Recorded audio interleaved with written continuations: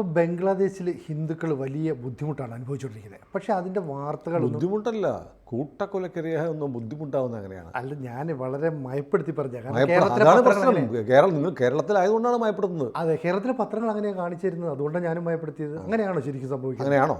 നിങ്ങൾക്ക് അറിയാമല്ലോ. അല്ലല്ലോ. അല്ല, നമ്മൾ ബംഗ്ലാദേശിലെ ഹിന്ദു ഹത്യയെക്കുറിച്ച് നമ്മൾ അവിടെ ഭരണമാറ്റം ഉണ്ടായപ്പോൾ തൊട്ട് തന്നെ നമ്മൾ പറഞ്ഞു, ഹിന്ദു പേരുള്ള ആളുകൾ, കമ്മ്യൂണിസ്റ്റുകാരാണെങ്കിൽ പോലും ഹിന്ദു പേരുള്ള കമ്മ്യൂണിസ്റ്റ് ഗായകൻ്റെ വീട് തീ വെച്ചു. അതെ, ഹിന്ദു പേരുള്ള ഇടതുപക്ഷ പത്രത്തിൻ്റെ പത്രപ്രവർത്തകൻ പ്രസ് ക്ലബിൻ്റെ സെക്രട്ടറിയെ കൊന്ന് കെട്ടിത്തൂക്കി. അതെ. അപ്പോൾ എന്തെല്ലാം കാണുന്നു. കഴിഞ്ഞ ദിവസം ഒരു വീഡിയോ ഉണ്ട്, ഒരു സംഘം തൊപ്പിയും താടിയും തൊപ്പി വെച്ച് താടി വളർത്തിയ ഈ ഇസ്ലാം ഭീകരവാദികൾ കയ്യിൽ വാളും വടിവാളും ഒക്കെ ആയിട്ട് ആളുകളുടെ കൃഷിയിടങ്ങൾ പോകുന്നു, മത്സ്യക്കുളങ്ങൾ നശിപ്പിക്കുന്നു, പശുക്കളെ വെട്ടിക്കൊല്ലുന്നു, മനുഷ്യനെ കൊല്ലുന്നത് വേറെ. അതുകൂടാതെ അങ്ങനെ ഒരു തരത്തിലും ഹിന്ദുക്കളെ ജീവിക്കാൻ സംഭവിക്കുന്നില്ല. അപ്പോൾ കലാപത്തിൻ്റെ അന്തരീക്ഷം സൃഷ്ടിക്കണം.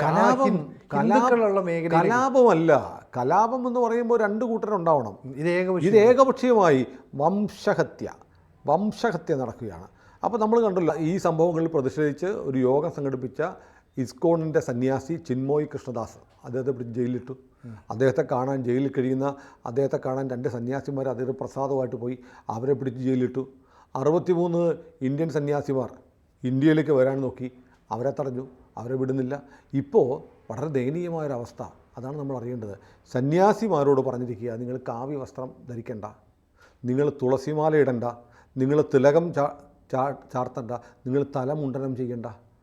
കാരണം നിങ്ങളെ അങ്ങനെ ചെയ്താൽ നിങ്ങളെ എന്ത് ചെയ്യും? കൊല്ലും, പിടിച്ച് ജയിലിലിടും. ഇപ്പോൾ ചിന്മോയ് കൃഷ്ണദാസിന് രാജ്യദ്രോഹ കുറ്റമാണ് ചുമത്തിരിക്കുന്നത്. രാജ്യദ്രോഹ കുറ്റം എന്താ ചെയ്തത്? അദ്ദേഹം ഹിന്ദുക്കളുടെ സമ്മേളനം നടന്നപ്പോൾ അവിടെ ഉയർത്തിയത് കാവിക്കൊടി ഉയർത്തി. ഹിന്ദുക്കളുടെ സമ്മേളനത്തിൽ കാവിക്കൊടിയല്ലാതെ പച്ചക്കൊടി ഉയർത്തും. ഞാൻ കണ്ടു, കഴിഞ്ഞ ദിവസം കണ്ടു, ഡാക്ക യൂണിവേഴ്സിറ്റിയുടെ കവാടത്തിൽ ഇന്ത്യയുടെ ദേശീയ പതാക വിരിച്ചിട്ടിരിക്കുക. അതിലൂടെ ചവിട്ടി വേണം വിദ്യാർത്ഥികൾ പോകാൻ. അങ്ങനെ ഈ ബംഗ്ലാദേശ് എന്ന് പറഞ്ഞാൽ ഇന്നത്തെ നെറികെട്ട നന്ദിയില്ലാത്ത മനുഷ്യമൃഗങ്ങൾ ജീവിക്കുന്ന ഒരു രാജ്യം ഉണ്ടാക്കി കൊടുത്തത് ഇന്ത്യയാണ്. ഇന്ത്യയുടെ 4000-ഓളം ഭടന്മാർ ആ യുദ്ധത്തിൽ മരിച്ചു. ഇവനൊക്കെ പാകിസ്ഥാനിൻ്റെ അടിമകളായി പുഴുക്കളെ പോലെ ജീവിച്ചിരുന്ന കാലത്ത് ഇവനൊരു രാജ്യം ഉണ്ടാക്കി കൊടുത്തു, അന്തസ്സ് ഉണ്ടാക്കി കൊടുത്തു, പരമാധികാരം ഉണ്ടാക്കി കൊടുത്തു, ജനാധിപത്യം ഉണ്ടാക്കി കൊടുത്തു. ഇന്ത്യ ആ ഇന്ത്യക്കാരോട് ചെയ്യുന്ന നെറികേടാണ്. ഇന്ത്യക്ക് വേണമെങ്കിൽ ബംഗ്ലാദേശിനെ പിടിച്ച് ഇന്ത്യയുടെ ഭാഗമാക്കാമായിരുന്നു അല്ലേ? അതെ. അവരോട് നിങ്ങളൊരു സ്വതന്ത്ര രാജ്യമായി നിങ്ങൾ ജീവിക്കുമെന്ന് പറഞ്ഞു. അതാണ് ഇന്ത്യ ചെയ്ത ഒരു സൗമനസ്യം. അയൽ രാജ്യത്തോട് യുദ്ധം ചെയ്ത് നമ്മുടെ 4000-ഓളം ഭടന്മാരുടെ ജീവൻ ബലി കൊടുത്ത് ഒരു രാജ്യം ഉണ്ടാക്കി കൊടുത്തത് നമുക്ക് പറ്റിയ തെറ്റാണ്. കാരണം ഇസ്ലാമിക ഭൂരിപക്ഷമുള്ള ഒരു പ്രദേശത്ത് അവർക്ക് ഭരണം കിട്ടിയ ഇസ്ലാമിക ഭരണമേ വരൂ. ഇസ്ലാമിക ഭരണം വന്നാൽ അത് ഉറപ്പായും ഇതര മതസ്ഥരെ കൊന്നിട്ട് മതാധിപത്യം കൊണ്ടുവരുന്നൊരു രാജ്യമായിരിക്കുന്നത് എല്ലായിടത്തും നമ്മൾ കണ്ടിട്ടുണ്ട്. പക്ഷേ ഇന്ത്യ ഉദാരമായ ഒരു സമീപനമെടുത്ത് ബംഗ്ലാദേശ് എന്നുള്ള രാജ്യത്തെ രക്ഷപ്പെടുത്താൻ നോക്കി. പക്ഷേ അവർ വന്നിട്ട് ഇപ്പോൾ ഇന്ത്യക്ക് ഭീഷണിയാണ്. ഇന്ത്യക്ക് ഭീഷണി എന്ന് പറഞ്ഞാൽ, നമ്മൾ ഈ ചിന്മോയ് കൃഷ്ണദാസിനെ അറസ്റ്റ് ചെയ്തപ്പോൾ അത് ശരിയല്ല എന്ന് ഇന്ത്യ ഔദ്യോഗികമായി പറഞ്ഞപ്പോൾ അവിടെ നിന്ന് മറുപടി എന്നറിയോ? ഞങ്ങളുടെ കാര്യം ഞങ്ങൾ നോക്കിക്കൊള്ളാം. പക്ഷേ എൻ്റെ ഒരു സങ്കടം എന്ന് പറഞ്ഞാൽ, ഈ ഹിന്ദു കൂട്ടക്കൊല അവിടെ നടക്കുന്നു എന്നുള്ളത് ലോകത്തെല്ലായിടത്ത് ഐക്യരാഷ്ട്രസഭ അംഗീകരിച്ചു, അമേരിക്കൻ നിയുക്ത പ്രസിഡന്റ് ട്രംപ് അംഗീകരിച്ചു, കേരളത്തിലെ മാധ്യമങ്ങൾ അംഗീകരിച്ചിട്ടില്ല. ഇത് സംബന്ധിച്ച് ഒരു മാധ്യമത്തിലും ചർച്ചയില്ല. നമ്മുടെ പ്രേക്ഷകരൊക്കെ ഈ ഏഷ്യാനെറ്റ് പോലെയുള്ള, മനോരമ പോലെയുള്ള, മാതൃഭൂമി പോലെയുള്ള, റിപ്പോർട്ടറും 24 ഉൾപ്പെടെയുള്ള മലയാള മാധ്യമങ്ങൾ, ടെലിവിഷൻ ചാനലുകൾ കാണുന്ന, നമ്മുടെ വാർത്താ ദിനപത്രങ്ങൾ വായിക്കുന്ന ആളുകൾ ആലോചിക്കൂ, ഇത്ര വലിയ കൂട്ടക്കൊല നമ്മുടെ സഹോദരങ്ങളാണ്. ഇന്ന് ആലോചിക്കൂ, പലസ്തീനിൽ എങ്ങാണ്ട് കിടക്കുന്ന പലസ്തീനിൽ ഗസയിൽ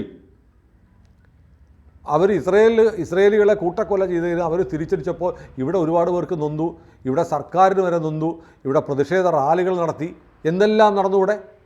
പക്ഷേ അതേപോലെ അങ്ങനെയാണെങ്കിൽ ഇവിടുത്തെ ഇന്ത്യ രാജ്യത്തെ ഭൂരിപക്ഷം വരുന്ന ഹിന്ദുക്കളുടെ സഹോദരങ്ങളാണ് ബംഗ്ലാദേശിൽ പീഡിപ്പിക്കപ്പെടുന്നത്. അവർക്ക് വേണ്ടി സംസാരിക്കാൻ ആരുമില്ല. അവർ ഇവിടെ നടക്കുന്ന ഒരു കലോത്സവത്തിനും ബംഗ്ലാദേശി ഹിന്ദു മൂവ്മെൻ്റെ പേരിടില്ല, ഒരു ഐക്യദാർഢ്യം പ്രകടിപ്പിക്കാൻ ആരുമില്ല. എന്തൊരു വിരോധാഭാസമാണ്. ഏഷ്യാനെറ്റ് എന്ന് പറഞ്ഞ മാധ്യമം ആ സമയത്ത് ചെയ്ത വൃത്തികേടറിയാമോ? ഫസൽ ഗഫൂറിനെ വിളിച്ചിരുത്തി, എന്നിട്ട് ഏതോ തൃശ്ശൂർക്കാരി ഏതോ മേനോത്തിയെ പിടിച്ചിരുത്തിയിട്ട് ബംഗ്ലാദേശിൽ ഒരു കുഴപ്പമില്ലെന്ന് പറഞ്ഞു. ബംഗ്ലാദേശിൽ എന്തോ സന്ദർശനം നടത്തിയിട്ടുണ്ടെന്ന് അവർ ബംഗ്ലാദേശിലാണത്രേ ആണെന്ന് പറഞ്ഞിട്ട് ഒരു വൃത്തികെട്ട സ്ത്രീയെ വിളിച്ചുകൊണ്ട് പോകുന്നത്. അങ്ങനെ തന്നെ പറയണം. അതിൻ്റെ പേരിൽ ഒരു മാനനഷ്ട കേസ് കൊടുക്കട്ടെ. കാരണം ബംഗ്ലാദേശ് കത്തിയിരിക്കുമ്പോൾ, ഹിന്ദുക്കളെ കൂട്ടക്കൊല ചെയ്തുകൊണ്ടിരിക്കുമ്പോൾ, ഇപ്പോഴും അത് തുടർന്നുകൊണ്ടിരിക്കുമ്പോൾ ഈ സ്ത്രീ ഒരു നാണവുമില്ലാതെ ബംഗ്ലാദേശിൽ ഒരു കുഴപ്പമില്ല എന്ന് പറഞ്ഞു. അപ്പോൾ അമേരിക്കൻ നിയുക്ത പ്രസിഡന്റ് ഉൾപ്പെടെ ഐക്യരാഷ്ട്രസഭ ഉൾപ്പെടെ അവിടെ പെർസിക്യൂഷൻ നടക്കുന്നു, ഹിന്ദുക്കളെയും ക്രിസ്ത്യാനികളെയും ബുദ്ധമതക്കാരെയൊക്കെ കൂട്ടക്കൊല ചെയ്യുകയാണ് എന്ന് പറയുമ്പോൾ ഈ സ്ത്രീയെ വിളിച്ചിരുത്തി കൊണ്ട് ചർച്ച നടത്തിച്ച പാരമ്പര്യമാണ് ഏഷ്യാനെറ്റ്. ആ ഏഷ്യാനെറ്റ് ഇന്നുവരെ ബംഗ്ലാദേശിൽ എന്താണ് നടക്കുന്നതെന്ന് ഒരു ചർച്ച പോലും ചെയ്തിട്ടില്ല. അത് കാണുമ്പോൾ എനിക്കിപ്പോൾ ആദ്യമായിട്ട് മമതയെക്കുറിച്ചൊരു ബഹുമാനം തോന്നുക. മമതാ ബാനർജി പറഞ്ഞപ്പോൾ ബംഗ്ലാദേശിൽ നടക്കുന്ന ക്രൂരമായ കാര്യമാണ്, അവിടെ നടക്കുന്ന മതപീഡനത്തിൽ പെർസിക്യൂഷനിൽ ഇടപെടണം, ഇന്ത്യ ഇടപെടണം, അവരെ ഇന്ത്യയിലേക്ക് കൊണ്ടുവരണം. മമതാ ബാനർജി പറഞ്ഞിരിക്കുന്നു. അതായത് CAA എന്ന് പറഞ്ഞൊരു നിയമം കൊണ്ടുവന്ന് ആരാന്നറിയോ? മോദി സർക്കാരാണല്ലോ. അപ്പോൾ അതിനെ എതിർത്ത ആരാ? മമത. എന്തിനാണ് ബംഗ്ലാദേശ്, പാകിസ്ഥാൻ, അഫ്ഗാനിസ്ഥാൻ തുടങ്ങിയുള്ള രാജ്യങ്ങളിൽ ഹിന്ദുക്കൾ, ക്രിസ്ത്യാനികൾ, ബുദ്ധമതർ, ജൈനർ, സിഖുകാർ തുടങ്ങിയവർ അവിടുത്തെ ഭൂരിപക്ഷ മതത്തിൻ്റെ പീഡനം ഏറ്റുവാങ്ങുമ്പോൾ അവരെ ഇന്ത്യയിലേക്ക് കൊണ്ടുവരാൻ വേണ്ടിയിട്ടാണ് എന്ത് കൊണ്ടുവന്നത്? CAA കൊണ്ടുവന്നത്.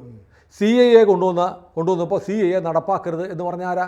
മമതാ ബാനർജി. കേരളം ആദ്യം ഇവിടെ അസംബ്ലിയിൽ പ്രമേയം പാസ്സാക്കി, മമതയും പാസ്സാക്കി. ഇപ്പം മമത അവിടെ ഇരുന്ന് നിലവിളിക്കുക, അയ്യോ എൻ്റെ മോദി ഒന്ന് അവരെ ഇങ്ങോട്ട് കൊണ്ടുപോകുക, മോദി ഇടപെടണം. മോദി എങ്ങനെ ഇടപെടുക? അവരെ ഇന്ത്യയിലേക്ക് കൊണ്ടുവരണം. എന്നിട്ട് എന്ത് ചെയ്യണം? മോദി പറയണം അവിടെ ഐക്യരാഷ്ട്ര സമാധാന സേനയെ അവിടെ വിന്യസിക്കണം. അപ്പോൾ ഏഷ്യാനെറ്റിലൂടെ എനിക്ക് പറയാനുള്ളത്, മലയാളത്തിലെ മറ്റ് മാധ്യമങ്ങളോട് പറയാനുള്ളത്, നിങ്ങളുടെ പ്രിയപ്പെട്ട ആളാണല്ലോ ദീദി മമതാ ബാനർജി, കാരണം മോദിയുടെ ശത്രുവായതുകൊണ്ട്. ആ മോദി പറയുന്നു അവിടെ ഹിന്ദുക്കളെ കൂട്ടക്കൊല ചെയ്യുകയാണ്, അതുകൊണ്ട് അവരെ രക്ഷിക്കാൻ വേണ്ടി ഇന്ത്യ ഇടപെടണം, ഐക്യരാഷ്ട്ര സേനയെ, UN സമാധാന സേനയെ വിന്യസിക്കണമെന്ന് പറഞ്ഞിട്ടുണ്ട്. അതുകൂടാതെ അവിടുത്തെ ഹിന്ദുക്കളെ ഇങ്ങോട്ട് കൊണ്ടുവരണമെന്ന് പറഞ്ഞിട്ടുണ്ട്. എങ്ങനെ കൊണ്ടുവന്നപ്പോഴല്ലോ കൊണ്ടുവന്നാൽ പൗരത്വം കൊടുക്കണ്ടേ? ഏത് നിയമപ്രകാരം? CAA. അപ്പോൾ ഇപ്പം മോദിയുടെ CAA ഇപ്പോൾ ദീദിക്ക് കൊള്ളാമോ? കൊള്ളാം. കാരണം അത് പറഞ്ഞില്ലെങ്കിൽ ദീദി വിവരം അറിയും. കാരണം ബംഗ്ലാദേശിൽ ഇപ്പോഴും ഹിന്ദുക്കൾ തന്നെയാണ് ഭൂരിപക്ഷം. ചിലയിടത്തൊക്കെ ചില ജില്ലകളൊക്കെ അവർ കൊണ്ടുപോയെങ്കിലും ചില ഏരിയകളിലാണ് അവിടെയുള്ള ഈ ബംഗ്ലാദേശികളുടെ ഒരുപാട് ബന്ധുക്കൾ ബംഗാളികളുടെ ഒരുപാട് ബന്ധുക്കൾ ബംഗ്ലാദേശിലുണ്ട്. അവർക്കവിടെ സ്വത്തുവകകളുണ്ട്, ബിസിനസ് താല്പര്യങ്ങളുണ്ട്. അപ്പം അത് ആ പ്രഷർ ഗ്രൂപ്പിനെ മറികടക്കാൻ മമതയ്ക്ക് പറ്റില്ല. അപ്പോൾ മമതയ്ക്ക് ഇപ്പോൾ CAA കൊള്ളാം, മോദി വേണം, ബംഗ്ലാദേശിൽ വലിയ കൂട്ടക്കൊല നടക്കുകയാണ്. അപ്പോൾ ഇന്ത്യയിൽ ആദ്യമായി ബംഗ്ലാദേശിൽ നടക്കുന്ന കൂട്ടക്കൊലയെ തൊട്ടടുത്ത് നടക്കുന്ന സംസ്ഥാനമാണെങ്കിൽ പോലും ഇസ്ലാമിസ്റ്റുകൾക്ക് പാദസേവയല്ല, പാദം നക്കിക്കൊടുക്കുന്ന പണി ചെയ്യുന്ന ദീദി പോലും അപലപിക്കുമ്പോഴാണ് കേരളത്തിൽ ഒരാളും മിണ്ടാതിരിക്കുന്നത്, കേരളത്തിലെ മാധ്യമങ്ങൾ മിണ്ടാതിരിക്കുന്നത്. ഏതായാലും എനിക്ക് വലിയ സന്തോഷമുണ്ടായി ഒരൊറ്റ കാര്യത്തിൽ, അതായത് CAA കൊള്ളാമെന്ന് പറയാതെ ദീദി പറഞ്ഞു. ഇത്രയും നാൾ എതിർത്തവരാണല്ലേ? ഇത്രയും നാൾ എതിർത്താണ്. അപ്പോൾ ഏതായാലും ബംഗ്ലാദേശിൽ സ്ഥിതി വല്ലാത്ത വലിയ ദുരിതം. ഇപ്പം നമ്മുടെ നാട്ടിൽ തന്നെ പല ആളുകളും ആവശ്യപ്പെടുന്നുണ്ട് ഇന്ത്യ എന്തുകൊണ്ടാണ് ഇതിനകത്ത് ഇടപെടാത്തതെന്ന്. പക്ഷേ നമ്മുടെ സാംസ്കാരിക രംഗത്തെ ആൾക്കാരോ മറ്റേ കേരളത്തിൽ എന്ത് പ്രശ്നം ഉണ്ടായാലും ഉച്ച വെക്കുന്ന ആൾക്കാരോ ഒന്നും മിണ്ടി കാണുന്നില്ലല്ലോ. ഒരു പലസ്തീനെ കുറിച്ച് പറഞ്ഞില്ലേ, ഇനി അത് കഴിഞ്ഞപ്പോൾ റെസ്റ്റാണ്. അങ്ങനെയുണ്ടോ? അതിന് റെസ്റ്റാണ്. അല്ല, ഈ ബംഗ്ലാദേശ് അല്ല, അതിനൊരു മറുപടി ഉണ്ട്. ഞങ്ങൾ സാംസ്കാരിക പ്രവർത്തകരാണ്, നാട്ടിലുള്ള സകല പ്രശ്നങ്ങളിലും പ്രതികരിക്കാൻ ഞങ്ങൾ ഏറ്റിട്ടൊന്നുമില്ല. അങ്ങനെയുണ്ട്. പിന്നെ പാലസ്തീൻ പ്രക്ഷോഭത്തിൻ്റെ പ്രതികരണത്തിന് ക്ഷീണം കൂടെ മാറണ്ടേ? ഉറങ്ങുകയാണ്. ഇനിയിപ്പോൾ നേരത്തെ പറഞ്ഞതുപോലെ ജനുവരി 20 ബന്ദികളെ വെട്ടില്ലെങ്കിൽ ശരിപ്പെടുത്തി കളന്ന് ട്രംപ് പറഞ്ഞല്ലോ. അന്നേരം പ്രതികരിക്കണ്ടേ? ഇപ്പോൾ അതിൻ്റെ ഊർജ്ജം പോകാൻ പെടുക. അപ്പോൾ അവർ ഊർജ്ജം സംഭരിക്കാൻ വേണ്ടിയിട്ട് തയ്യാറെടുത്തുകൊണ്ടിരിക്കുകയാണ്. ഏതായാലും വേണമെങ്കിൽ നമുക്ക് ഇന്ത്യക്ക് അതിനകത്ത് ഒരു ശക്തമായ ഇടപെടൽ നടത്തിക്കൊണ്ട് ഒരു ദിവസം കൊണ്ട് അതിനെ തീർത്ത് അവരെ കൊണ്ടുവരാം. ഇന്ത്യ ഇത്രയേ ഉള്ളൂ. ഇന്ത്യ അങ്ങ് ഇടപെടുക. ചിറ്റഗോങ് പോലെയുള്ള പ്രദേശം ഉണ്ടല്ലോ, കുപ്പിക്കടുത്ത് പോലെയുള്ള ഏരിയയാണ് ഇന്ത്യ. അന്ന് ഇന്ത്യക്ക് കിട്ടേണ്ട സ്ഥലമാണ്, ഹിന്ദു ഭൂരിപക്ഷ സ്ഥലമാണ്. ചിറ്റഗോങ്ങും അതുമായിട്ട് ബന്ധപ്പെട്ട കുറച്ച് സ്ഥലവും ഇന്ത്യ കയറി പിടിച്ചെടുക്കണം. ബംഗ്ലാദേശ് ആർമി എന്നാ ചെയ്യും? ഇന്ത്യൻ ആർമി അങ്ങോട്ട് ചെയ്യുന്ന ഒന്നും ചെയ്യാനില്ല, ഓടും. അത് പിടിച്ചെടുത്തിട്ട് ബംഗ്ലാദേശിലെ പീഡനം അനുഭവിക്കുന്ന ഹിന്ദുക്കളൊക്കെ അങ്ങോട്ട് വന്നെന്ന് പറയാം. അത് പ്രത്യേക ഇയർമാർക്ക് ചെയ്തിട്ട് ആ ഭാഗം ഇന്ത്യയുടെ ആക്കി മാറ്റുക. പ്രശ്നം സിമ്പിളായിട്ട് തീരും. അത് ട്രംപ് വന്നാൽ അത് ഇന്ത്യ ചെയ്യണം. പക്ഷേ മോദി അതിന് തയ്യാറാവുമെന്ന് എനിക്കറിയില്ല. അതിൻ്റെ സൊല്യൂഷൻ ഇതാണ്: ബംഗ്ലാദേശിലെ ഹിന്ദുക്കളെ കൂട്ടക്കൊലയ്ക്ക് വിട്ടത്. അവർക്കാകെ ചെയ്യാൻ പറ്റുന്ന പ്രാർത്ഥനയാണ്. ഇന്നിപ്പോൾ അവർ അവിടുത്തെ പ്രധാനപ്പെട്ട ഒരു ക്ഷേത്രമായ രാധാ ഗോവിന്ദ ക്ഷേത്രത്തിൽ പ്രത്യേക പ്രാർത്ഥന നടത്തുകയാണ് അവർ. നോക്കൂ, ഇവരുടെ ഈ സന്യാസിമാരുടെ വേഷം എന്നറിയോ? പ്രത്യേകിച്ച് ഇസ്കോൺ സന്യാസിമാർ തല പൊട്ടയടിക്കും, കുടുംബം മാത്രമേ ഉണ്ടാകത്തുള്ളൂ, എല്ലാവരും പൂണൂലിടും. ബ്രാഹ്മണർ മാത്രമല്ല, ഇസ്കോണിലുള്ള മുഴുവൻ പേരും പൂണൂൽ ധരിക്കും. പിന്നെ അവർ കാവി ഷാള് പുതയ്ക്കും. പിന്നെ അവർക്ക് അവിടെ നെറ്റിലേക്ക് യു പോലത്തെ ഒരു തിലകം ഉണ്ടാവും.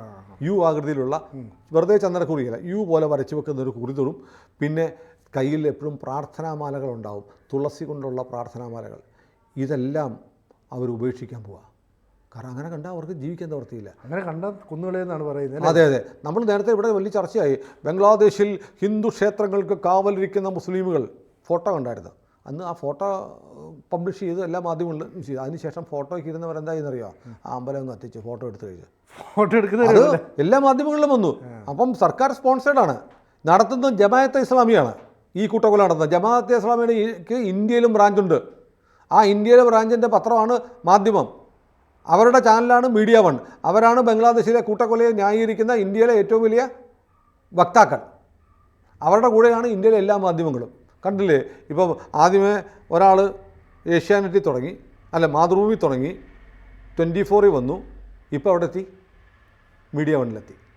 പല മാധ്യമപ്രവർത്തകരുടെ അവസാനത്തെ ആശ്രയം എവിടെയാണ്? മീഡിയ വണ്ണാണ്. എൻ്റെ പിന്നിലതാ ഒരു പള്ളി കത്തിക്കുകയാണെന്ന് പറഞ്ഞ സഖാവ് കൈരളിയിൽ നിന്ന് ഇറങ്ങിയിട്ട് ഏഷ്യാനെറ്റിൽ ഇറങ്ങി കൈരളി വഴി എവിടെ എത്തി? മീഡിയ വണ്ണിലെത്തി. സംഭവം മനസ്സിലാവും, റൂട്ട് മനസ്സിലാവുന്നുണ്ടോ? എത്തേണ്ടടുത്ത് കൃത്യമായി എത്തുന്നത്. കേരളത്തിലെ മാധ്യമങ്ങളുടെ അജണ്ട വളരെ കൃത്യമാണ്. ഏതായാലും ബംഗ്ലാദേശിലെ ഹിന്ദുക്കൾക്ക് വേണ്ടി നമുക്ക് നമ്മുടെ പ്രേക്ഷകരോട് പറയാനുള്ളത്, ഇത് നമ്മൾ ശബ്ദിക്കണം, തെരുവിലിറങ്ങണം, പ്രതിഷേധിക്കണം.